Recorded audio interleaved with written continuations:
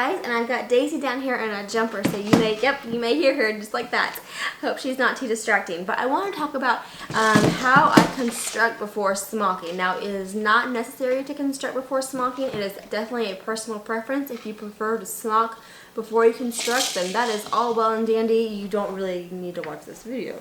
But if you want to learn how to construct before you smock, this is going to wrap it up in a nutshell. So if you're working on a bishop, what I do is if I'm doing any sleeve treatments, I will do that first. So if I'm putting on lace, if I'm doing whatever on those sleeves, I will do all of that stuff first.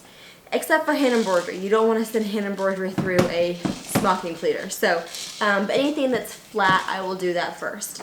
So next, then I pleat the pieces, and then I sew them together, and then I block them. So I have a whole other video that shows you how to pleat the pieces together before you sew the shoulder seam. It is magical. I absolutely love that method. There's no broken needles or anything like that, or big, seams showing through because you have no seam to show through yet, right? So I love that, and I will have that link down below. Then I put the placket in, and I sew up the back seam or the front seam, whatever style bishop you're making, right? Then I use freezer paper to secure the bias band around the neckband, and I sew that on the machine, which I love the freezer paper. It just secures your pleats down. It holds them nicely in place for you. It leaves absolutely no residue. It's wonderful stuff. And then I finish the hem, and that's it. That's done. Okay, so now we're ready to smock. Now, if I was doing a smocking insert, something like maybe a CC Johnny or I think CC Taylor. Does Taylor have an insert? It doesn't matter. If you're doing a smocking insert, whatever pattern it is, I pleat the smocking insert up first, and then I block accordingly. So if there's an armhole curve that needs to be cut out, I will do this now. And next, I use the freezer paper, again using that freezer paper to secure the pleats where the machine stitches are going to go. And whether I'm just, you basically need to put some machine stitches in there to hold it in place. The freezer paper is a temporary hold, and so whether your next step is going to put on piping or whatever other treatment, or maybe you're just going to sew right to your garment, that works too, but you need some machine stitches. So just piping is fine because that will be machine stitches, or you can sew it to your garment, either way.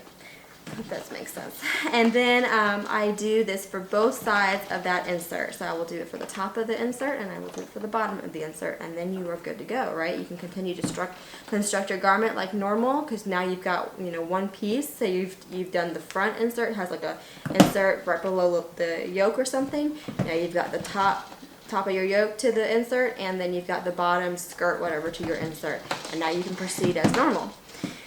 And you can smock after your whole garment's together.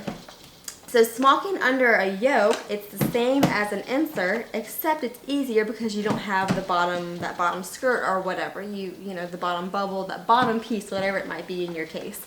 You just have the top sewn. My goodness. And so it's just one less step. So then if you have a fully smocked bodice, so this is, maybe it's a fully smocked yoke or a fully smocked bodice. This is, this is one where you can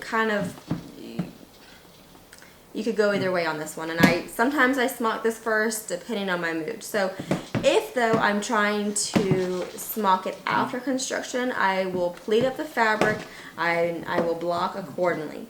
And then I will use that freezer paper to keep the pleats from moving, so I can zigzag around the garment's curves, whatever it's calling for. That it's going to be around like the arm cycle. I think it's what it's called, arm cycle. We're getting very technical on this channel, if you haven't noticed. I'm trying to learn things, but anywho, it's arm cycle, the neck line, whatever shape neckline that is. You're going to zigzag around all of that. Okay, you can trim around the shoulder seam. So you can trim your shoulder, the shoulder up if you're going to attach that, the shoulder seam at this point before you smock. Yeah.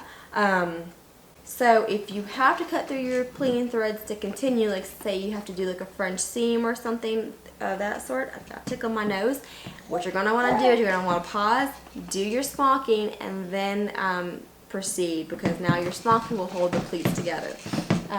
You either need those threads in there or you need some smocking, you know, to hold things in there. So I hope that makes sense. I know that last case is a little bit, you know, wishy-washy, but hopefully this makes things a little bit more clear.